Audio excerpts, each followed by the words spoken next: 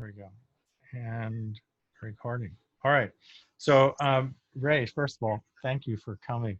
For those of you who come from week to week, we're really happy to have a filmmaker instead of just a film critic or somebody who knows something about this.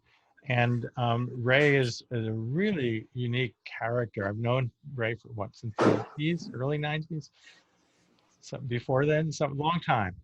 And Ray is a filmmaker. He's also is a curator. He ran the Cine Festival in San Antonio, the longest running Latino festival in the United States, which is extremely influential and has made a whole lot of films over the years in different kinds of ways and different kind of perspectives. And the film that you've all seen is just an incredible work. And so, Ray, thank you so much for spending time for us. First of all, where are you living right now? I'm in San Antonio. I moved here in 1998. And so I've been here and I'm kind of settled in, and you know, I plan to stay here. I mean, it's got a nice quality of life, and even though right now it's hot as hell, but other than that, I'm enjoying it. I thought you were in San Antonio. So, let's go through some of your journey. So you went to NYU Film School. Yes. And when was that? And why did you? I assume you grew up in San Antonio and decided to go there, or what? I actually grew up in Los Angeles, a place called San Pedro, California, which is near the port of Los Angeles. And I basically, you know, at a certain point, I was in community college and I wanted to transfer. I didn't want to, you know, stay there. And I started figuring out I wanted to go to film school. And I just said, what are the top film schools in the country? So I applied to USC, UCLA, NYU, and Loyola Marymount. This is back in 1989. I got into NYU, and then I actually started. I canceled my other ones. You know, I was like, I want to go to NYU because in part, my grandfather on my mom's side had lived there, and I just kind of had New York in my mind. And one of the things I realized once I got there is everybody from New York wants to go to California, and everybody in California wants to go to New York.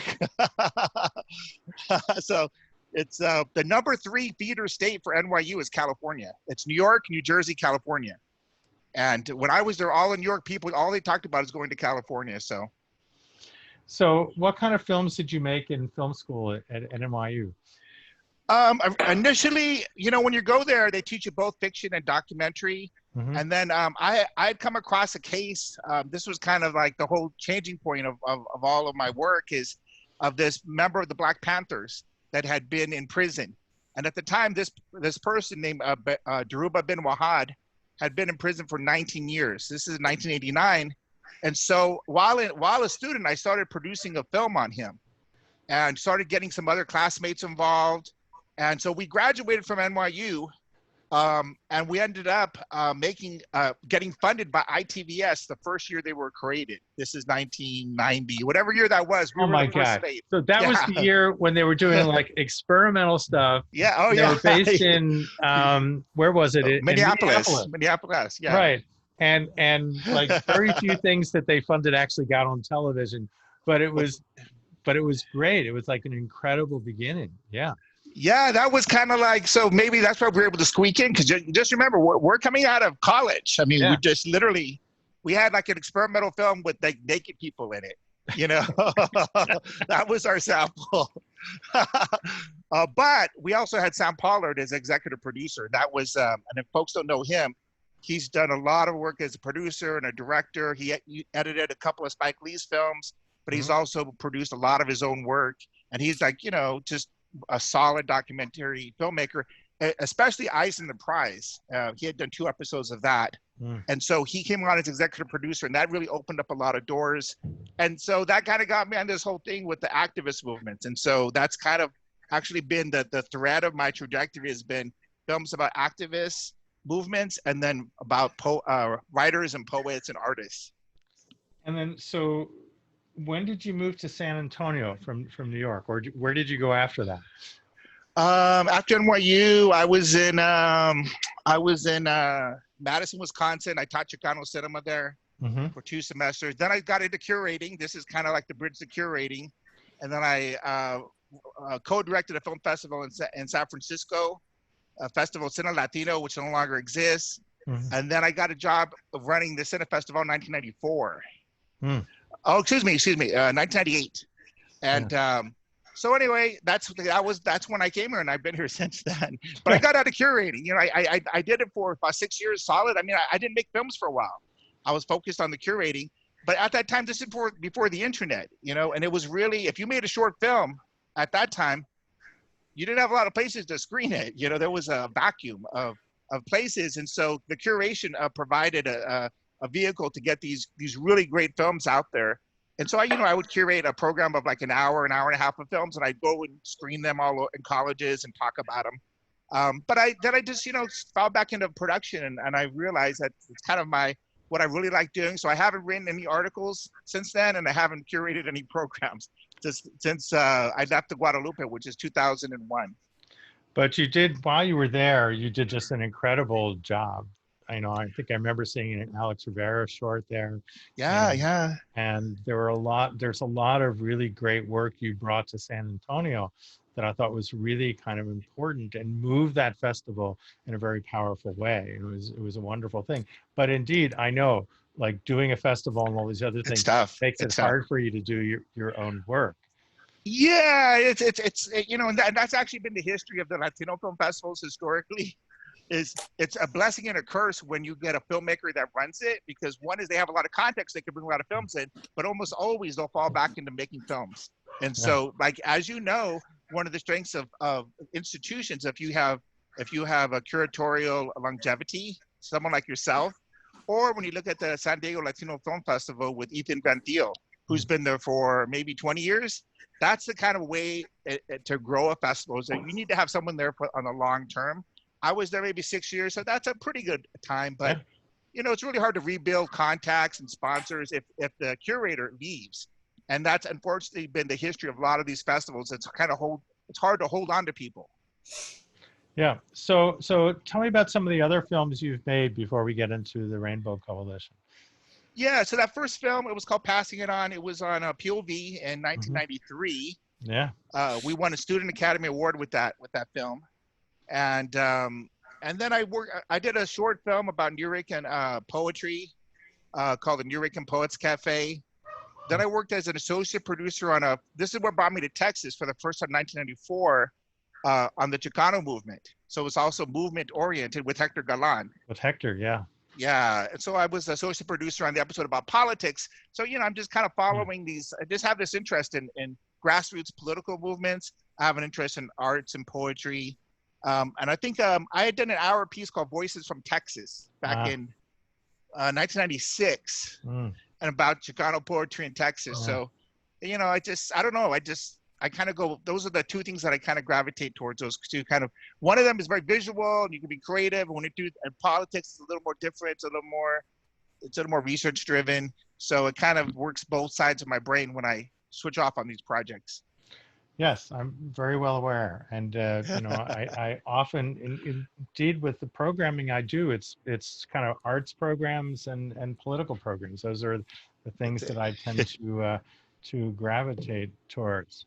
So how did you get interested in this project? I mean, because this is very specific, and you didn't grow up in Chicago. And this is a very Chicago-based thing, although it's universal in its value, but it's a really localized story. Well, it actually kind of began when I worked on that film in 1990 on the Black Panther in New York.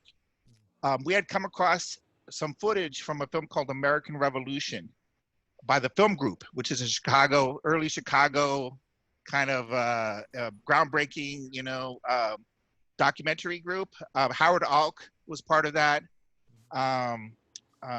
Oh boy, I can't remember that. But anyway, it was very influential. And in this American Revolution, there's footage of that meeting with Bob Lee from the Black Panthers with a bunch of folks, and some of them have Confederate flags on their hats. So it's a verite film. So at the time, I'm like, what is this? Like, it's a verite film, so it's not explained. It's like I'm not sure who these people are, but I'm like, was always in my mind, like, who are these people?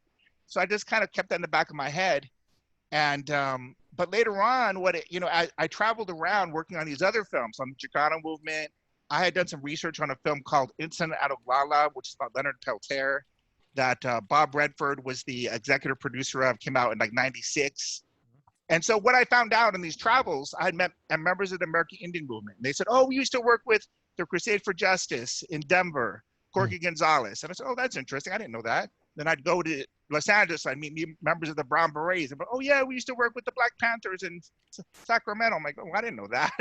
And so I began to see that everywhere I went, every movement was talking about working with some other movement. And I'm like, well, I haven't seen this in a film before, and I haven't read this in a book. And so that was kind of the genesis of this idea. And then it was about 12 years ago, maybe 13 now, is when I found that Bob Lee, who's kind of one of the three central figures in our film, was alive. And he was the guy. Robert E. Lee. Robert E. Lee, the Black Panther Robert E. Lee. And I knew he was from the film that I saw in 1990s. So I'm like, Bob Lee's alive? Like, how come I haven't heard from him? Like, how come nobody's been talking about Bob Lee? And ends up Bob Lee lived in Houston. And so I just drove down to Houston, met Bob Lee. And once I met Bob Lee, I'm like, you know what? This is it. This is the story. Bob Lee was the linchpin that kind of, put everyone together. He was kind of like the central figure in a lot of ways that was able to, unite the stories of the three groups together. And that's when the journey began. And it was a 12-year journey to get the film made. It was a very long haul. I mean, thinking about, so you start this and you start going down, you meet him, and then you start interviewing him right away, or as soon as he lets you. And there's those beautiful shots of his, his office with the wheelchair and all that. But I imagine if you're doing something over 12, 13 years, and I know this because I have a project that's almost that long, you run through a whole bunch of different technologies. So you're starting shooting with one kind of camera, and then 4 years later. That's it. The first time I met Bob Lee, I did an interview with him in mini DV, okay? Because I thought it was going to be a pre-interview, and I got to tell you, and this is one of my great regrets, literally that was probably one of the best interviews I've ever done in my life, that first interview. Yeah. But we couldn't use it because it was mini DV, and the audio, I had some audio issues and all this, but it was just such an amazing interview, just like, and then what the other thing that happened was the people aged. Like we started, they were a certain age, and then 12 years later, we're finishing the film, and we need to re-interview them. They just look different. And so what we ended up doing was kind of using audio from the earlier interviews, and then seeing them today where they're almost everyone was updated, where we use the HD footage. But that's one of the things that you'll notice is there are times when you would expect to see the person, and we should see them, but we had the old footage and we couldn't do it. It was too odd. Like, hey, who is that person that looks 12 years old younger? So it was a challenge. I mean, it's just a very odd thing to make a film over 12 years. The other thing that's just remarkable, and there are many things remarkable about the film, is the amazing amount of archival material. I mean, this has got to be, 80% archival material? I mean, it's an incredible, and so you had that footage from that film from the film group, I think they're called. But then there's stills, and searching for this material has got to have been immense, and then getting good qualities of them and restoring them. We don't talk about that journey. Yeah, I mean, it's a blessing and a curse, because one of the things is I like doing archival research, and I'm good at it. So I literally had too much footage. I had so much material that I couldn't keep track of it. And I lost. I mean, I didn't lose it, but I couldn't find it. It took forever. I had stuff in storage, and I was pulling it out. In some ways, it saved me some money down the line, because some of it was independent films that were made, and I would contact the filmmaker directly and license the footage from them. And so it was really an all-encompassing search, and I felt so bad for our associate producer, Suzanne Mason, because she had to organize it all. I didn't organize it properly. I mean, these are things that you need to think about, and I didn't think about for a lot of different reasons, but it made things more difficult. And I felt bad for the editor, Leah Marino. Everyone had to slog through my inexperience on the post-production end. And again, with our small crew, I mean, that's one of the great achievements of the film is that it got done. with so much footage to log and look at. And I mean, it was a bounty of riches, and it was also a problem. So where Just to did go you through it. find this footage from, aside from some independent films? I mean, there's got to be more than that. I mean, Well, there's a Chicago Film Archive, yeah. which luckily some of it is online. But a lot of that material wasn't available when I started. So again, it kind of caught up, with the technologies caught up. But there are some archives like the WGN archives, which is one of the local Chicago stations. That archive is only indexed by card catalog, even today. So just imagine, and it's only indexed by subject. So I literally had to just go in there, card catalog, just guessing what the subject is, and there's different terms for Latino. Some of them say Hispanic, some of them say, so you don't know. And there could be other stuff that I missed, but I literally, there's no way, it hasn't been digitized, and it really was a problem. But, we did what we could with the resources we had, the staff we had. I think we found some gems. We found some gems with photographs. We found just some little, we found those photos of Chacha Jimenez getting arrested at age 16. He wasn't even a political person. He wasn't a famous person. He was just a 16-year-old guy getting arrested, and we happened to find photographs of him. And where did you find that? We found them off of eBay. I recognized, and this is where it gets weird. I recognized, on the eBay they have a still image. Yeah. I recognize his hand because his hand has like a kind of a curve to it that I just, and I recognize, I go, that's Chacha's hand. And then I didn't know it was him for sure. It just says young guy getting arrested. And I said, that's Chacha's hand. And when I got it, it was him. It says his name, Jose Chacha Jimenez. So that's pretty great. Yeah. So Ray, at one point you work on this, it's moving along, you're gathering all this material, you're shooting all this, and then somehow or another you get some funding from this, from ITVS. And how does that change like an operation of one to a team of a few? Yeah. So I got small grants. I got a NADLA grant. I think that was one of my first ones. I got a San Antonio Artist Foundation grant. I got some little pieces, 10,000 here, 5,000 here. And then I got LPB was the first like 40,000, and then so this is kind of, that time is stretching, but I am getting some funds. But when ITVS came in, it came in at the perfect time because we had all this footage and all this momentum. But the other key with the time was that I had the access to Leah Marino, the editor. Mm-hmm. If you know Leah Marino's work, she works a lot with Ramona Diaz. Okay, yeah. She's edited like her last 5 films in a row. Yeah. So Ramona had just finished a film, so I had a little window. So she was producing her next film. I mean, she was in production. Right. So I had 1 year exactly to work with Leah. And so the ITVS money came in, and Leah was able to jump in. And then a year later, she had to leave. Like we weren't in online, but our assistant editor became the editor. But one of the interesting things about this funding is that initially when I was applying, this is true of all the funders, they would say, well, why are you making this film now? Like this film is not as a historical film. It doesn't have any relevancy to today. Okay, the same film, okay, we're talking about. I didn't change the proposal. I'm just trying to tell the story of this multi-ethnic coalition that's combating racism and segregation in Chicago. But then after like about 5 years ago, I saw they were getting notes. Oh yeah, this is a really timely film, and then time's going by. Oh, this is a perfect film for today, because the country is changing. Like, what's happening now. There's been an acceleration of discussions on this issue, and my film kind of grew with that. It was the same film I've always been trying to make, but the times changed, and what became like a dated film about the past became a very, very contemporary film about that showed a mirror to the country today. And not only that, but I mean, it's even more apropos from when you finished it, which was, last year, I think. Yeah, last year, October. Yeah. I mean, the last 3 months, like, yes. Imagine.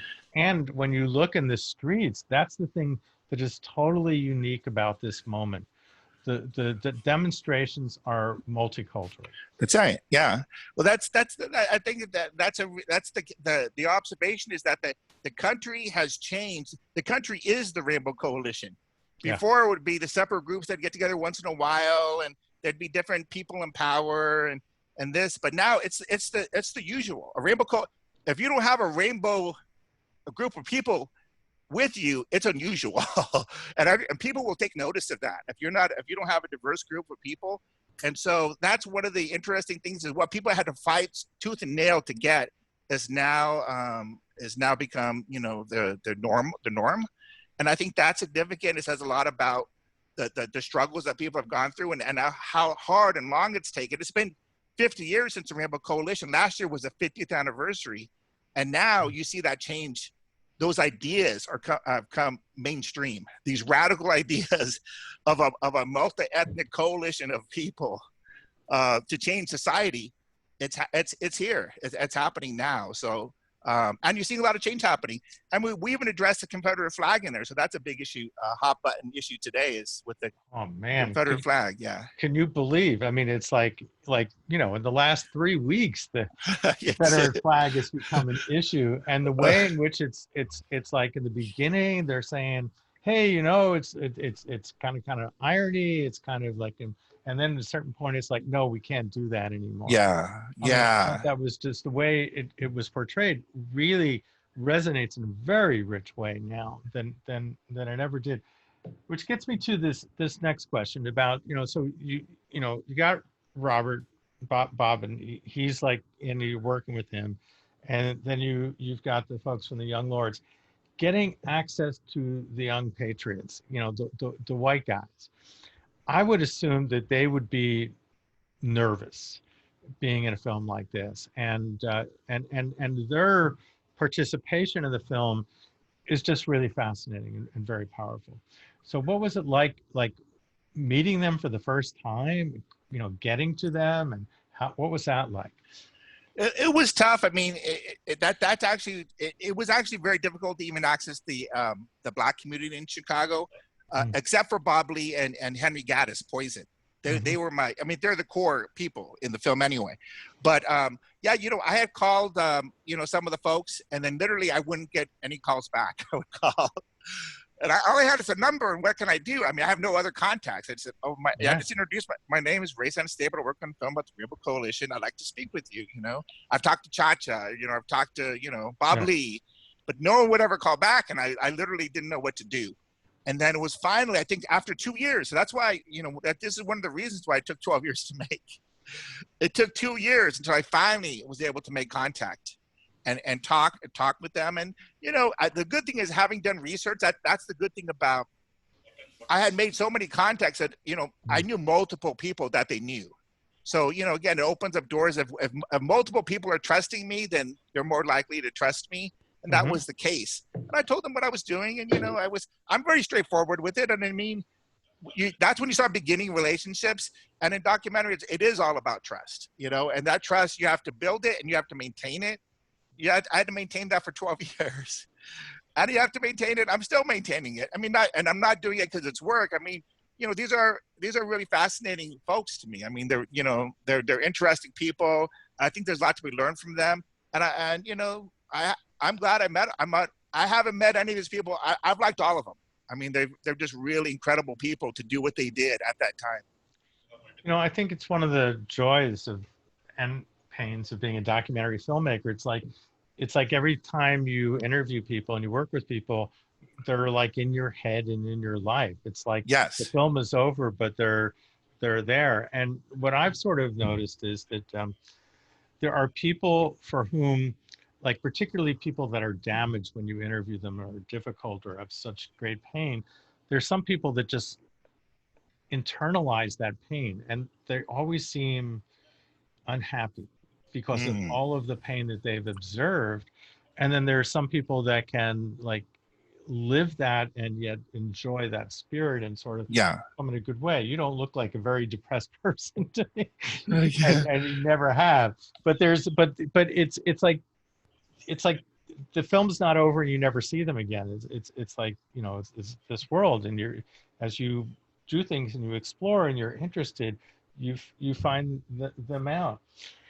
So what was particularly like the legacy of after all this happened? What have these folks been doing since then? the ones that are still living. They've all, it's interesting. If you look at these movements as a group, the Black Panthers, Young Lords, Young Patriots, AIM, these people, they did, it's rare where they'll just stop and they just, these people have always been organizing in some way. I mean, it's their goal to change the society, to transform it. And so, a lot of people, they'll go, and a lot of people have founded arts organizations. They become, and teachers in school. They become some people have run for, mainstream political offices. And so I think in some ways that's the legacy, and that, they just become conscientious about change, and they know how to transform society. And so, for example, I'll just say Bob Lee. It's not in the film at all, but Bob Lee is from Houston.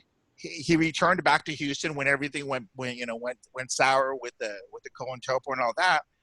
And his brother, El Franco Lee, ran for county commissioner in Houston, and Bob Lee would help organize his brother's campaign. And his brother's area, I think, had maybe 30-40% Black. It wasn't Black dominant, but his brother became county commissioner. He would win like 90% of the vote. He was county commissioner in Houston for years. But Bob Lee is behind the scenes. People didn't know he was in the Black Panthers. They just know that, that's my brother, Bob Lee.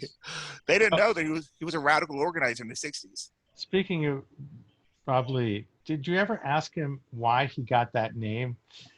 Well, he's the third. I know, he's the third. So his dad is Bob Lee. Somebody thought it was a good idea to keep that going. He told me, he actually is like, he knew a lot about his family lineage. I mean, he knew it in extreme detail. He told me that, but I can't remember the specifics of it. Again, somebody gave him that name, his family that name. They didn't take that name. That was a name given to his family. So that's all I can really say. I don't know the exact specifics of it, but he was an extraordinary person. I mean, his knowledge of history, his knowledge of just so many different topics, art, photography. And you mentioned this thing about sometimes the activists being depressed. We literally would rarely talk about politics. We'd be talking about photography. We talk about almost anything. Food. We talk about food. We would talk about traveling, camping. So that's one of the things that I've noticed, and this is true of a lot of these folks, is they're just regular people that, I mean, they're public intellectuals in a way. I mean, they know, they just are interested in the world around us and people. And Bob Lee was really, just his breadth of knowledge was extraordinary. We would just have, we rarely would talk about politics. And, and that's one of the, I think there's a quote that we end the film on, because he really was one of the most positive people that you would meet. It's just, he just saw it as, you need to always, and we don't go into the film, but, he had multiple sclerosis. And then he ended up having pancreatic cancer, and that's what we see him in the hospital. And while he was there, he's organizing clothes donations in the hospital, so he can give clothes away to people back in his community that didn't have clothes. So, he was doing that when back at home, but he was doing that when he was in the hospital. So, there was no stopping people like that. There was no end to his organizing. He physically passed away, but his whole spirit was all about that from the time he was in the Black Panthers to his last breath. So I think it's a pretty extraordinary story. And one of the reasons why Hy Thurman is there is because Bobby McGinnis, who's also in the film, one of the Young Patriots, he also had cancer, and he was getting treatments, but he didn't have a car. Hy Thurman from the Young Patriots was in Houston to pick up Bob Lee's car. Bob Lee donated his car to Bobby McGinnis from the Young Patriots. Hy Thurman was going to drive it back to Tennessee so that Bobby McGinnis could have a car to go to his cancer treatments. So we kind of hint at this sort of friendships and bonds that took place. The movements had subsided, but these friendships and these associations continued all the way until when folks are passing away now. That scene in the hospital is a very, very moving scene. Want to talk about like deciding to shoot it, and I assume that everybody was there. They didn't come there for the film; they came there to come there, and what that was like being there. And then, if I remember correctly, at one point you can see somebody else has a camera there who's shooting as well. Oh yeah, well that's Cha-Cha. Cha-Cha, Okay, so a couple of things is, yes, we had always talked about them coming to visit Bob Lee, to tell you the truth. So we'd been talking about this for 2 or 3 years. Like, yeah, we want to get everyone to come visit Bob. We want to have them talk. And it was actually in the proposal to ITVS. You know, we're going to have them, but, you know, because they hadn't been in contact for 50 years. So it's like, yeah, that's an interesting conversation. Yeah. And then, you know, then Bob Lee, I mean, when you get pancreatic cancer, it's very fast, you know, so we knew that, you know, if we were going to do this, we needed to, so we told everybody, hey, if there's a chance you can come by, you know. And I go, if you don't want, and I told them, if you don't want me to film, if it's inappropriate, I won't film. But, you know, and so they said, yeah, you can film. So that's why I'm filming, you know. You know, I basically was saying, hey, I don't want to like take advantage of the situation, especially with the family. Like, I just asked them, is it okay if I film this meeting? And they go, yes, they wanted that documented because it was an historic meeting that these folks would get together. And there was another part to your question that I don't think I answered. Oh, Chacha had a camera. What? Oh, yeah. Well, Chacha, that's the thing. Chacha has been doing his own oral histories of his community of Lincoln Park. He started doing this when I first met him, which was 1990. I first met him, okay, in these travels I was doing. We started doing oral histories in high 8, speaking of format. High 8, okay? And so again, this is all kind of the genesis of this project. We interviewed people from the Black Panthers. We interviewed people from Rising Up Angry, people from other movements, maybe about 40 interviews. And then I stopped, okay? And then he kept going. He started doing these, and he probably has 200 interviews done about that neighborhood. But it's also become national now. So he has interviews like Elaine Brown from the Black Panthers. He has people from AIM. He really has a huge archive, and it's extraordinary because he's an activist who now he's gotten his master's. Okay, he went back to school, but he realizes the importance of telling these stories and archiving them, and he's doing that himself. And so it's really an interesting idea. Is that, you know, I had to come as an outsider, you know, to try to tell these stories. But it's interesting that these people are into self-determination. So he took it upon himself, like, I'm going to tell our own history. I'm going to do these 200 interviews. And he did it. And even right now, Hy Thurman from the Young Patriots, he's about to come out with a book. And so it's in that same spirit of telling your own history, telling your own story, getting it out there. He's got a GoFundMe, Indiegogo, if anyone wants to pitch in. Hy Thurman, H-Y is how he spelled name, H-Y, then Thurman. So do you want to talk about, I assume that as you were going and raising money, you were starting to cut this material yourself, you know, in San Antonio with like shelves of tapes and all that. Yeah. So then you get a really good editor, a very experienced editor with a limited amount of time. How did you start talking about giving shape to the story and finding where because you had probably 100 hours, 200 hours of material? That's about 100, a little over 100. Again, because we weren't thinking about the mini DV anymore. We weren't planning to use it. None of that. So the mini DV became research, not research, pre-interviews. Right. We ended up using some of the audio from the mini DV though later on. Okay, but at first. But I basically shared the proposal with the editor, Leah Marino. And what I did though is I didn't want to be, she brings a lot to the table. So I just said, go ahead and make a cut. I told her about ideas. We talked a little bit about ideas. We talked about the train, as being a metaphor. The train is like a through line. And then to me, the train is like the possibility of an integrated city, because the train goes to every community and it stops. And you can get on the train or you can get off the train. And so, but most people get off the train before it goes to another community. They'll get off in the middle or the thing. So it was this idea of the train. And also the train is ubiquitous. It was the train from the 60s. It's still there today. So it represents Chicago. Anyways, we talked about like those ideas like that. And we let her do it. She did that first cut, and it was really spot on in terms of absorbing ideas. And then we just started working on sections, scenes and things like that.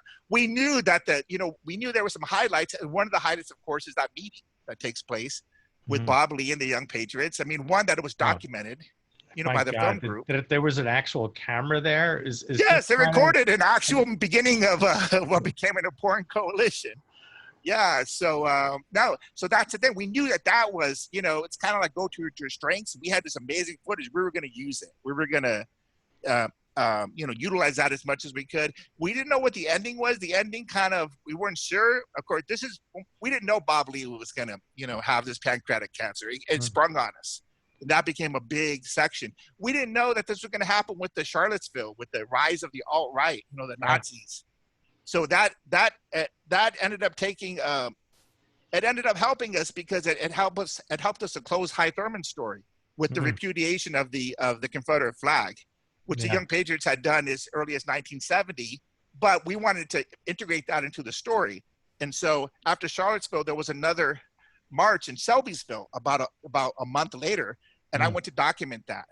And then so High Thurman is now opposing these folks with the Confederate flags, who are now melded in with the people with the Nazi flags. I mean, it's just crazy. Like, you have people on American soil carrying Nazi flags. It's just, so that was a kind of a very implicit way to close out that story, because we needed the audience to know for sure that High Thurman and the Young Patriots hated that Confederate flag, that they had totally repudiated it. We needed that to be 100% certain in the minds of the audiences. I wonder how I sort of like sees the rise of Trumpism, because I mean, he understands it in a way that's very different from the way that most people can understand it. Yeah, I mean, ultimately he would have to respond to that. I mean, I think as a general sense, I mean, I mean, he sees it for what it is. I mean, at its base, it's really been about division. And that's the same politics as Mayor Daley. So in some ways, Trump is a shadow of Mayor Daley. It's the same politics of division. It's divide and conquer.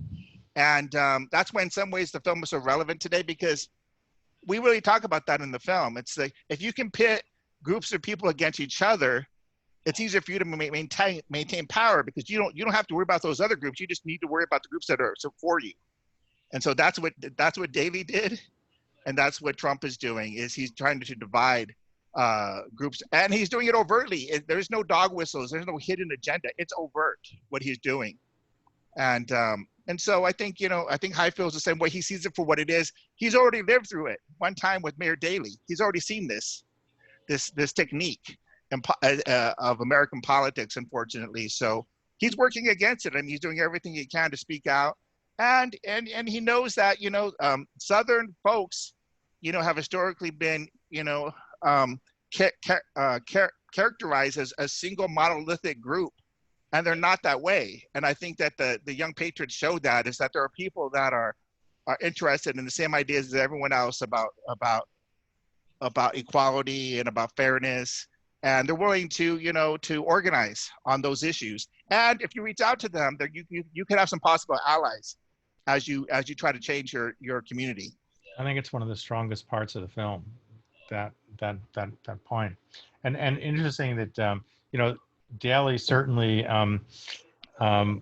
was pretty evil for a long period of time, but he was at least smarter and held on to power for a lot longer than we hope that Trump will. Yeah, I mean, he was a very smart guy. I mean, he never made those flagrant mistakes that Trump is doing. Yeah. I mean, he was an astute politician, and he, I mean, he was by far a more skilled politician. And to tell you the truth, the city had been, we didn't get into it so much, but it's kind of behind the scenes, is that Chicago was essentially built for segregation. And this predated Daley. I mean, the whole city's designed for segregation with the train, with the freeways, with the housing projects. And that's why it's still segregated. You can't instantly change the city and make it integrated if the city's been designed, brick and mortar designed for segregation. Redlining and all that. And I just saw a film from, what's the guy's name from Cartemquin, who did a series about Chicago and about the current mayoral race. It's like a 6-part series. Steve James? Steve James, yeah, which is incredible. It's an incredible series. But one of the things that's running through the whole thing is Lincoln Park. There's this new project to totally destroy the neighborhood of Lincoln Project and turn it into these really expensive. That's it. That's it. So it's like the same stuff all over again, like just going through and just destroying the neighborhoods. Well, it takes time to do that. And to tell you the truth, what's happening now is the culmination of those efforts that started with Daley in 68, 69, with the urban renewal. It takes time to destroy and transform communities. And the Puerto Rican community had already been, at that time, they were moved like 3 blocks. And then after 5 years, another 4 blocks. And then they ended up in Lincoln Park. So that was kind of like the last big battle. Now the Latino community's down in, Pilsen, and now it's taken 40 years now that community is getting gentrified, but it took 40 years. They moved so far away that it took all this time for the gentrification to catch up. And it's happening now in a totally different community. But this is the last throes of that Lincoln Park, which was a diverse community before. And now it's one of the wealthiest, zip codes in the United States. And it was just a working class community before, but its curse is that it was near downtown and near the river. I mean, the lake. If you're near it's just prime property. It's prime real estate.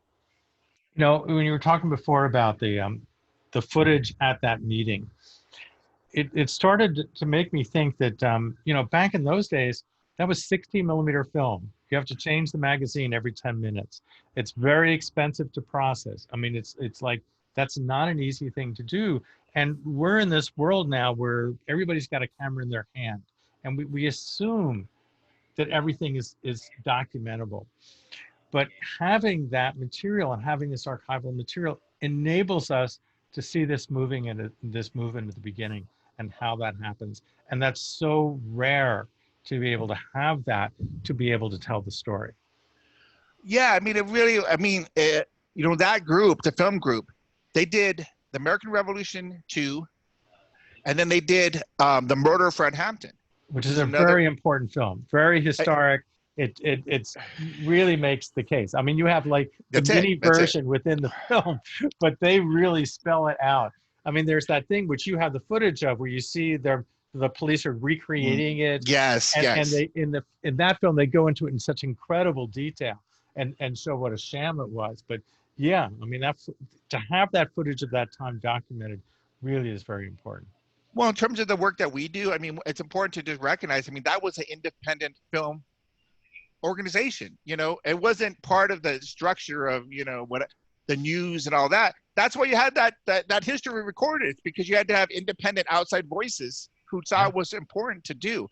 And the interesting thing is when this film, American Revolution, is done, Daley, it critiques Daley, of course, in The Machine. Yeah. And so he went to the projectionist union, and it wasn't allowed to be screened at any theater because he threatened the union. So it premiered at Hugh Hefner's Playboy Mansion in Chicago, because Hugh Hefner was a First Amendment guy, of course, because of his magazine had been sued. So that's where they had the premiere, because he didn't care. It was like, yeah, I got money, I'm a millionaire. What's he gonna do to me? Just picturing the premiere of that film and that. I thought I found some photos of it, but I literally found the index card, but then the photos, we couldn't find them. But it was like, man, I wanted to see like who was there, whether Hugh Hefner's with these guys, He's wearing in his pajamas in his bathroom. Guys, do any of you have any questions for Ray? I've been asking all the questions and having all the fun here. Any of you guys have any thoughts, questions? Thank you, everyone. Over to you, Rob. Thank you, Moni. Awesome. I was just going to say, while you were talking about, and I used to live in Chicago when I first got out of school. As a matter of fact, I said this to George McGovern one time. I had just moved there. I was at 700 West Bittersweet Place, and I worked for the University of Chicago. And I almost went into politics, and they said that I would have to support the complete Democratic ticket there, including this guy named Edward Hanrahan, who was running for, I think it was district attorney. Yeah, district attorney, yeah. And he had raided the state's attorney, yeah. Yeah. And he had raided the Black Panthers. And everything's very organized by Wardstar. It's the most organized place I've ever seen. And just like cells, it's almost like a communist thing. It's unbelievable. And I said, well, I don't approve what he did raiding the Black Panthers. I think that was really very bad. And they said, well, then we cannot even consider you for a job in politics in Chicago. And that was the end of my political career there. And I told George McGovern that story when he came here. I actually run a public issues forum now in my spare time. And he said he remembered the whole thing very well. But I just want to say, talking about division, LBJ did very much the same thing here. He was very like that. So it wasn't only Mayor Daley. Yeah, well, And that idea is everybody. Yeah, just to think about Yeah. politics. The politics of division, it puts its ugly head up all over the United States in different communities. And it's almost no coincidence that Obama rose from this absolutely unknown state senator. He really wasn't accomplished there. Let's be really honest. He hadn't done anything. He was very clear and he was very clean. He had the Pritzker family, which is very prominent in Chicago, behind him. And that's how he rose up through there. Started winning over all of the real powers that be in Chicago. And that's when like a real revolution started politically there. So, well, we don't go into it too much, but there is a link between this earlier coalition and the rise of Obama, in the sense that after the movements had sort of windowed down a little bit, these folks worked towards the election of Harold Washington. Yeah. Harold Washington, of course, is creating coalition politics. Yeah. But these activists from these movements are working for his campaign. Okay, now David Axelrod is working for Harold Washington at that time. Okay, he's part of his campaign. David Axelrod ends up working with Obama. It's a coalition politics that grew out of Chicago, in part because it was actually one of the most diverse cities in the United States, but it was also one of the most segregated. So it could work there. I mean, it was all of the elements were there for a multi-ethnic coalition, but no one had tapped into it. Harold Washington began to tap into that. and Michelle Obama actually started out with the city too. That's where she started. And that's where she met, what's her name there? Valerie Jarrett. And that's how things took off from there too for Obama. It's very, very interesting story. Now, one quick thing is, I don't know if you've seen the film, but just I want to let people know is, the film was on Independent Lens in January. Yeah. But because of what's happening, Independent Lens reached out to me about 2 weeks ago. They wanted to have it available again. So the film is on the Independent Lens website or the PBS website. It's streaming for free for a year. Yeah. So if you haven't seen it, just go to the website, you can watch it for free. Before it was only available for 1 month. So it's there. First Rainbow Coalition. Just put it in there and you should be able to watch it. Or watch it again if you've already seen it. Or watch it again, yeah. So somebody asked here, in the years of making the film, did Saul Alinsky's name ever come up? The coalition was in many years prior, and he was very influential. So did people talk about Alinsky at all? Not really, because if you look at the core groups I focus on, the Black Panther Party, the one of the oldest guys is Fred Hampton, who's 21. the young lords, Chacha Menace is 19. Yeah. Okay, the Young Patriots, they're 18, 19. It was a different. They weren't on the on the mainstream political level. They were coming out of gangs in some ways. I mean, a lot, not all of them, but some of them. Right. So it was a whole different ball game. They were the people that no one was organizing. Even Saul Alinsky's not trying to organize the gangs or the former gangs or the people on the street, street people hanging out in corners. That wasn't part of his thing. But one thing I'll tell you about Saul is when Bob Lee left the Black Panthers, he went to work with Saul Alinsky. Oh. Yeah, so we didn't go into that, but so again, it's organizing ultimately, whether you're working for militant social change or whether you're Saul Alinsky, you're organizing groups of people. And the people that were involved in these movements came away from it learning how to organize groups of people. Mm-hmm. Do we have any other questions from any folks? Bring here. Here, Lisa, do you want to ask your questions? Lisa? Yeah. Let's see. I'm looking back through what I said to see which one. Talking about the press demonizing. Oh yeah. So yeah, when I was watching this last night, I was just thinking about, I have a lot of family members that are pretty conservative, and they would send me clips of looters, during the protests of Antifa, and it really just made me think about what was happening in the 70s and that the way the police and the media would demonize these groups of people that were coming together for social change, and how, you know, people just watch the news and think that's what's happening, and how that's kind of happening today with right-wing media. You know, people are walking away with this idea that it's extremely violent and all these other things, but it's clearly not, you know.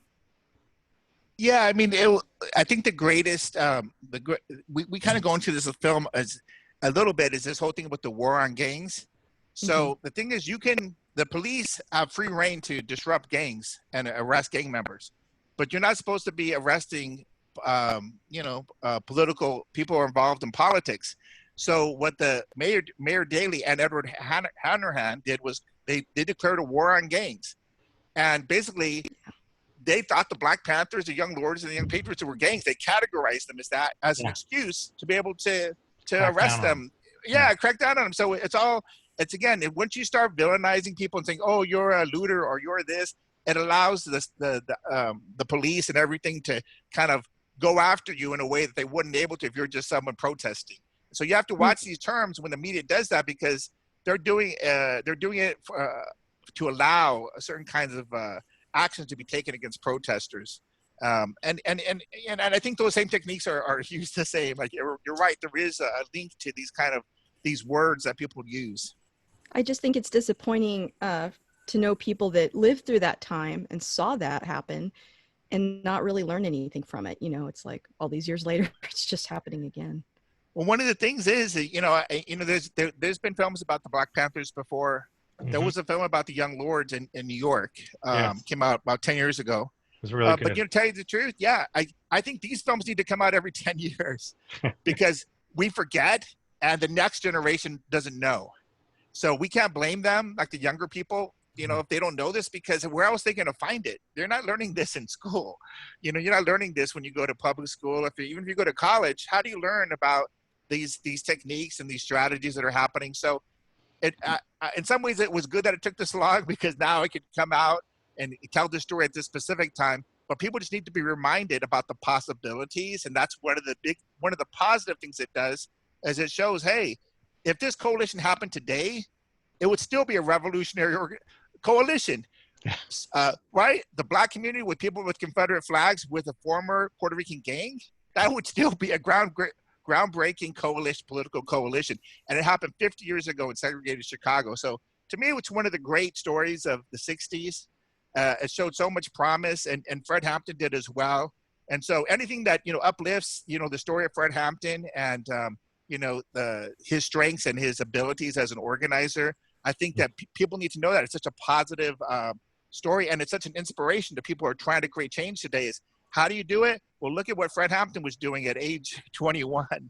And we didn't even get into the gang, what do you call it? He was doing peace treaties with the gangs. We didn't get into that, So he was really trying to prevent violence within communities, saying, hey, why are we doing this when we have a common enemy, which is Daley and the people that are destroying our communities and segregating us? So the Black Panther film, Vanguard of the Revolution, I think is actually on Netflix, which in itself is kind of amazing. And it's Stanley Nelson's film. Did you get help from Firefly Media, or did they work with you in some way? Actually, they did. I mean, Bart, it's a small world, okay? For a documentary and for this kind of story, it's a small world. It's not everyone that's doing these kind of stories. So I was actually one of the Firelight Fellows. They have a Firelight Documentary Fellow, it's like a school. And I got into that maybe 3 years ago, and it was literally, I think it rejuvenated, again, I'd worked on this film for 9 years at that time. So I was like, you ebb and flow your energy, and I didn't know which way was up. Like when you're working, I'm like, hey, I'm telling such a great film. How come nobody wants to fund this film? But what Firelight did was really, and they did this with everybody, I think, they really inject, energy into your project, because you're with all these other filmmakers that have great stories, and they're all creative, and they're all, it just felt, just really invigorated my whole approach. And it was literally like 6 months later when I got the activist funding. So, I would definitely say that Firelight was in some ways responsible, because in some ways it changed my perspective. I wasn't thinking, oh, it's taking me so long. I was like, oh, I can get this film made. At a certain point, I literally was, my mind was like, this film's going to get made, because I could see what was happening in the country. It was like, this film is going to get made, because I could just see that it was needed. It was like, how could you not fund this film? So I've always been curious, what happens? You just go out there in a room with all these people and everybody's talking what they're doing. What are these workshops that they run? It's interesting. They have, like, they'll bring in funders, they'll bring in curators. They brought in Chris Hastings from the World Channel to one of the ones that I went to. So it's kind of like you get access to people, but it's their cohort, their groups are maybe like 30 people. So you're not in there with 200 people. You're in there with 30 people. They'll have one-on-ones with you. They'll talk about you'll have established people read your proposal. They will know what you're trying to tell, and they'll set you up with someone that you can that can mentor you, that can give you advice that's already worked on a film similar to yours. So it's not just like one size fits all. Oh, you need to talk with this general person. For example, my editorial consultant was Algernon Tunsil, who was the editor of the Black Panther film that you're mentioning. Black Wow. Panther. And that's very well. That's that is very well edited. What are you gonna do? I mean, this guy's an amazing editor. He edited the Black Panther, Vanguard of the Revolution, and he's my editorial consultant. So he saw like a cut and gave me feedback. Stanley Nelson saw a cut, gave me feedback. I mean, what are you gonna? He's got the MacArthur Genius Award. Okay, Stanley Nelson. What are you? All right. I mean, you're working with geniuses. Yes, I'm working with certified. Okay. Certified geniuses. Card-carrying geniuses, and they're helping me with my film, and I'm just like I'm just someone who's made some films, worked on films, but I'm not a name or anything, and so it really was helpful. I mean, it's a process, making a film and getting this feedback. I mean, it's just really so important in terms of holding your message, because especially ITVS is very competitive. To be able to squeeze in there and get that funding, I mean, it changed it. I mean, in order to do a historical documentary, you unfortunately just need a lot of money. Archives, the costs are incredible. So it's just it was that was the daunting thing about it was the curse of the film, but it was the great thing about the film is the archives. But it was really was difficult. Made things very difficult. Yes, and thank God for fair use. Yes, yeah, we used a lot of that, and again, I have my own personal archive, and tell you the truth, I got it. People were donating. Some people were, Cartemquin donated some footage. Cartemquin. So we talk about what a small world it is. Yeah, when they were young and getting started, they shot stuff we could use. Of Lincoln Park. And so it's like, I mean, it's good that, that's one of the great things about our field is that there's not a lot, I don't know if it's great, but there's not a lot of this. We tend to know each other. And it was so great to see people supporting the film, supporting the idea, and, wanting to, help get this film done. So last question, because I don't like to keep these more than an hour, but man, you've been great. It's really wonderful. What are you working on now? What's the next 12 years of your life going to be dedicated to? Well, I got to tell you, it's like I have sworn I love historical documentaries. Okay, that's my weakness. I love any kind, but I'm traumatized by archives. Like literally, somebody came to me, someone I know, and said, "Oh, I have an idea of a film," and they sent me photos. They sent me images, and it was like old stuff. And literally, my heart started racing. And I was like, it was weird. I was like, well, I can't work on this. I can't, and I realized I'm like traumatized. I cannot, I mean, maybe I'll recover in a year or so, but I cannot be around archives because it was so stressful getting the film done that literally just hearing about archives and looking at them, I started like sweating and my heart started beating fast. So it's time to make a film about art. Well, that's actually what I'm doing. I'm doing a film through Firelight. Actually, it was commissioned. They're doing a new series. I don't even know if I can talk about it, but I'm doing I'm going to be general. I'm doing a portrait of a young artist, and it's going to be part of a new series that's going to be launching soon on public television about the arts. They're short. They're like, 10-minute, but it's going to be launching very, very soon.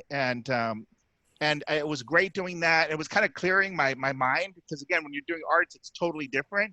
And I did have some archives in there, and I literally didn't want to do it, and I forced myself to.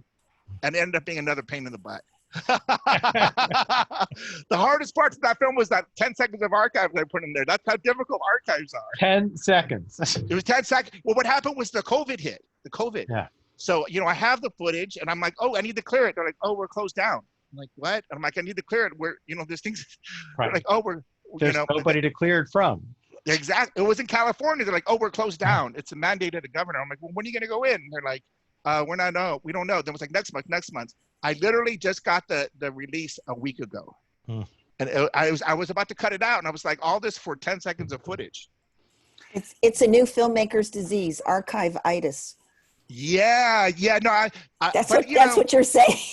Yeah, well, it's just me. I mean, look at the film. When you see the film, it's just, I was just so inundated that I took on it was such a you need somebody to organize it. You need like a specific person. We had that. We had our archive producer, Suzanne Mason. It was just too much for the Suzanne. art. She's great. But we only had 2 people. I mean, she was doing most of it. I was doing some of it. But it's, for the amount of footage we had, we needed like 4 people, full time. It was just too much. It was too much we took on. But Leslie, to your point, I really do have to say this, that archival footage or archival storytelling is so important because you understand how we got here by like literally seeing the faces of people.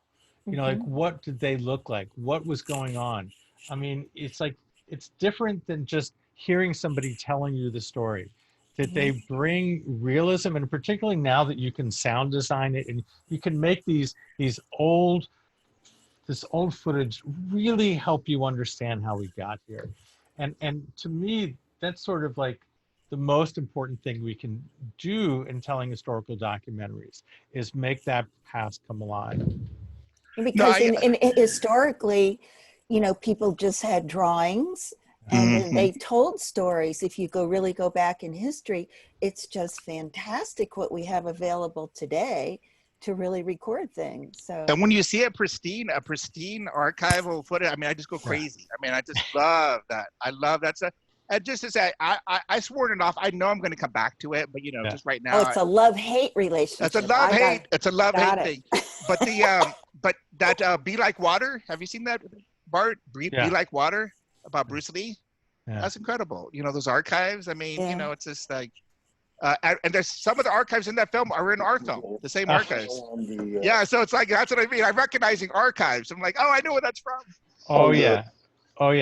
Believe me, I know that you watch a film, you say, oh, that's from that newsreel. That's yes, exactly. So that's when you're in it. Yes. When you're recognizing your archival sources.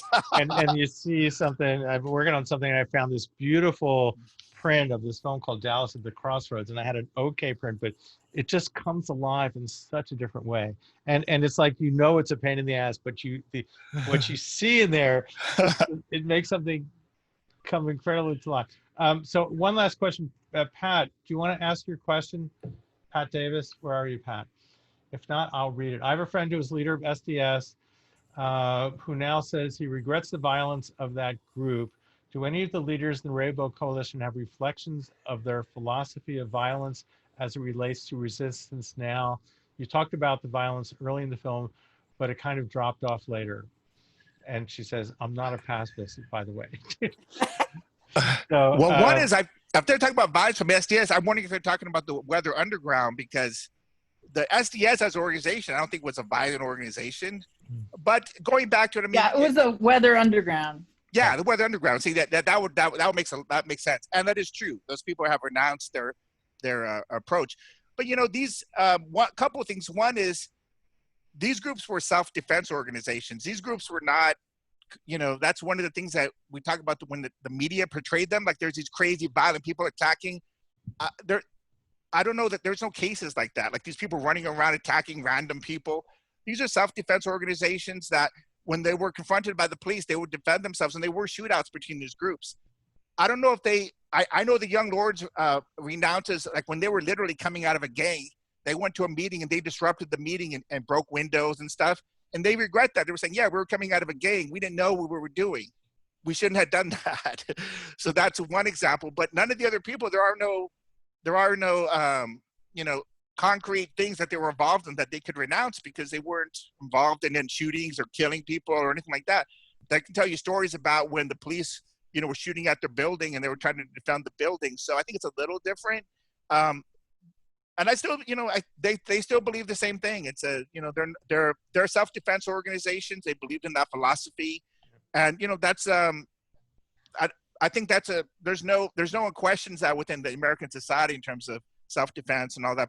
Everybody has that right. So, but Weather Underground's a different case. I mean, so, but not all the movement.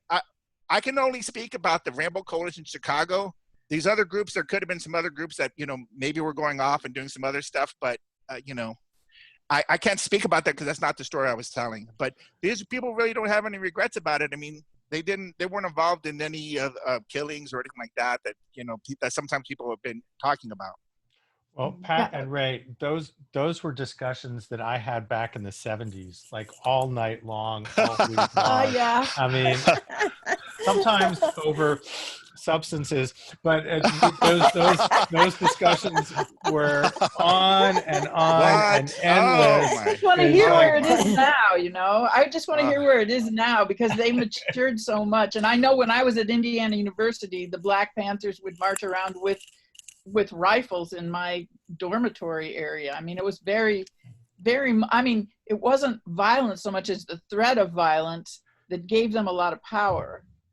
Well, it also brought people to them. I mean, tell you the truth, I would say 80% of the Black Panthers I've ever spoken to say they got into the Black Panthers immediately after MLK was killed. Yeah. It was basically saying, you know what, if you're going to kill this peaceful guy that only wanted peace and wanted to get together, if you're going to kill him, we can't be involved with that kind of change. We need a radical militant change.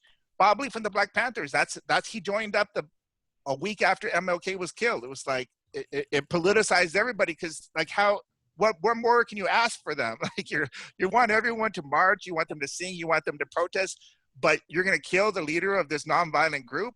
And so it was like a response to that. And I think that, I actually I was trying to get Bobby Seale from the Black Panthers in the film, and I spoke with him and he said, Ray, we had like 24 members in the Black Panther Party until MLK was killed. Once MLK was killed, 2,000 members within a week. That was it. Just like Black Lives Matter. Yeah.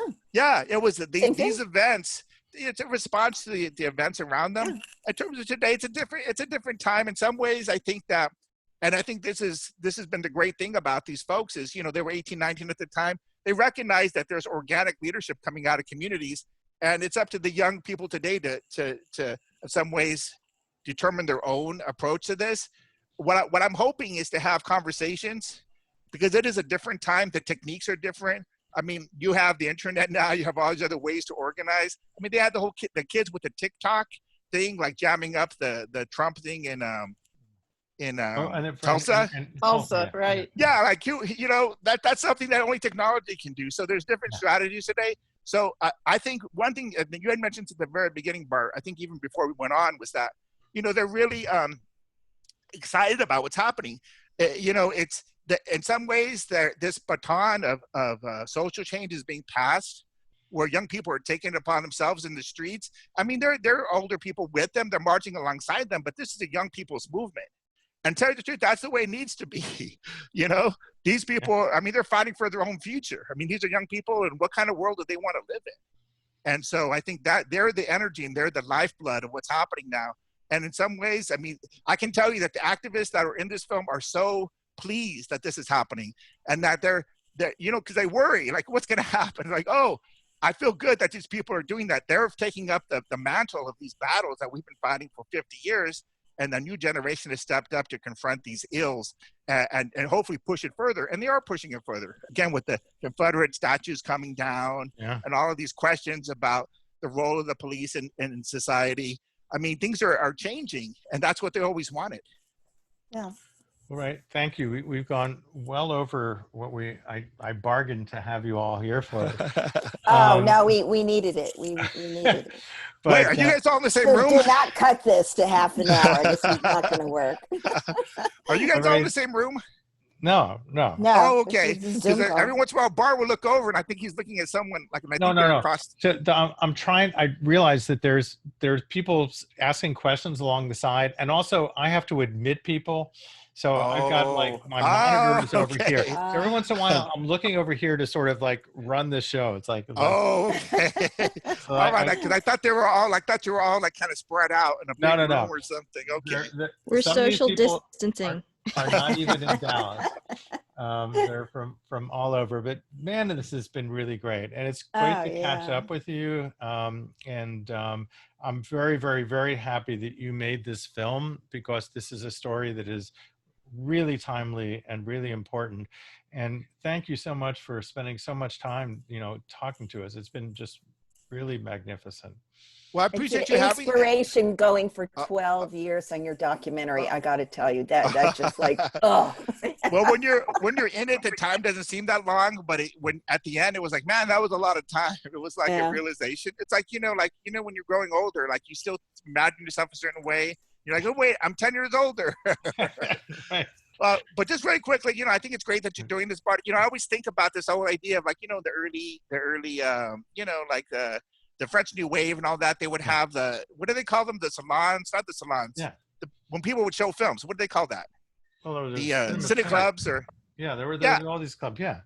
So I see this as part of that. It's like I think people need to get together and discuss film and talk about them. And this is like the newest manifestation of those clubs, because how else do you like talk about the art form unless you have a chance to talk about it, And anyway, and we can't go to festivals anymore. well, yeah, no, but actually I think this has been good because I was in a webinar recently and you had I think 2,500 people on it. Yeah. And so you would not have had that at a film festival. So there were international people on it. So in some ways I began to see, okay, there's actually some new possibilities. Not that we want to replace, we still want to have those in-person screenings, but this could be another way to expand the discussions to other kinds of forums and stuff, other groups of people. And Bart is archiving himself because he's recording it. But I'm sure he's much more organized, right? He's like, no. all those Don't worry. things like bearing your own.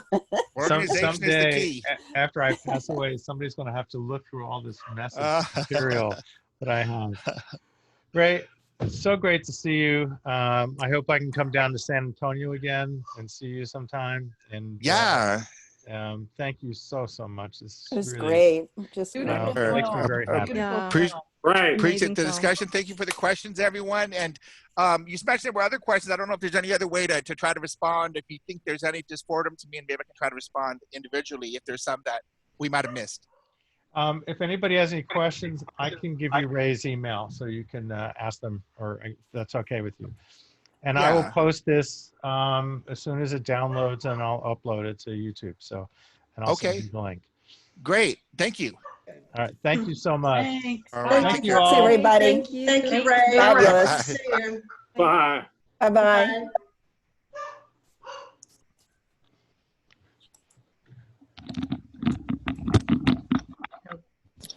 Ray, this was awesome. This is really great. All